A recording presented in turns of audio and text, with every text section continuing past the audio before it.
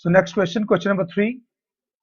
Electrical resistivity of a given metallic wire depends upon A, its length, B, its thickness, C, its shape, and D, nature of material. Well, students, as you are aware of, electrical resistivity of a given metallic wire depends on the density of free electrons in the conductor. So if we see the value of rho, it is inversely proportional to number of free electrons. If number of free electrons are more, resistivity would be less.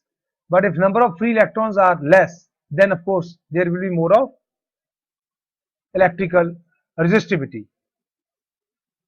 So in this case we find that the number of free electrons totally depend on the nature of the material, which material you are dealing with. If it is wood, you will find hardly any free electrons and the resistivity would be maximum. But in case we take let's say some metal, so of course it will show resistivity as far as per its nature of its material. So the correct option we'll go with is D, that is number of free electrons per unit volume, and this depends on the nature of the material. We move to our next question, question number 4. A current of 1 ampere is drawn by filament of an electric bulb. Number of electrons passing through a cross section of the filament in 16 seconds would be roughly. So again, first you have to calculate that number of electrons, and for this purpose, as we have already done, two things are given to us in this the statement. Number one, the value of I is 1 ampere, and then again another thing is given to you is time. So time is also given, that is 16 seconds.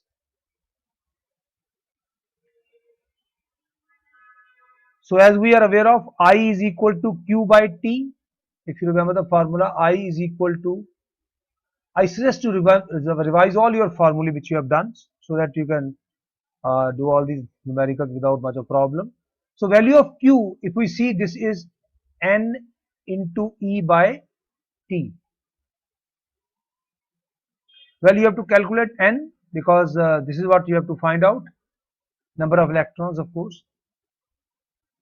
And as you know that the charge on an electron is 1.6,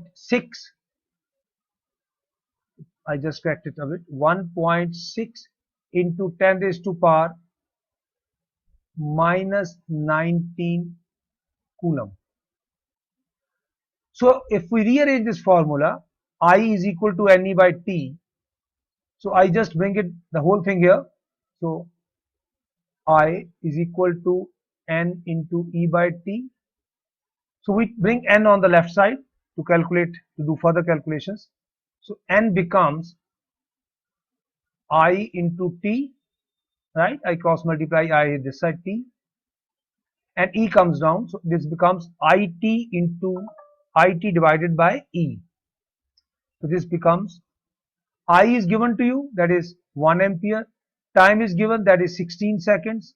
The value of E we have just noted down, 1.6, that is charge on 1 electron in coulombs, 10 raised to power minus 19 coulomb. So if you solve this, just take remove this point from here, so it becomes let's say 160 by 16. I take this minus 19 value up, so it becomes 10 raised to power 19 minus 10 into plus. So this becomes 16, 16 is a 10. So 10 into 10 raised to power 19, so 19 plus 1 I add, so this becomes 10 raised to power 20. The correct answer is there in the option. So this is the correct option, that is the number of electrons passing through a cross section of the filament in 16 seconds would be roughly 10 raised to power 20, right, this value. Then we move to our next question. Next question is rather simple one. Identify the circuit in which the electrical components have been properly connected. So all the four options are given to you. we have to find out the correct option. Now if we say in option A, now if you see here, and then you examine option B also, and then option 3, and lastly the fourth one. So in this case, in the first circuit diagram, R and voltmeter, they are in series. So they can't be, because they have to be parallel. So we cannot go for this because they are in series. In the second case, ammeter is in series, right? Voltmeter is parallel to resistance, right? Battery is in series, and also the key is in series. So it seems to be correct option. But then we examine 3 also. In 3 we find ammeter is in parallel and V is in voltmeter is in series. So this option can't be correct. Then we move for this option.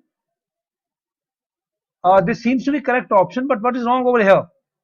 R and V are parallel, fine. Voltmeter and resistor.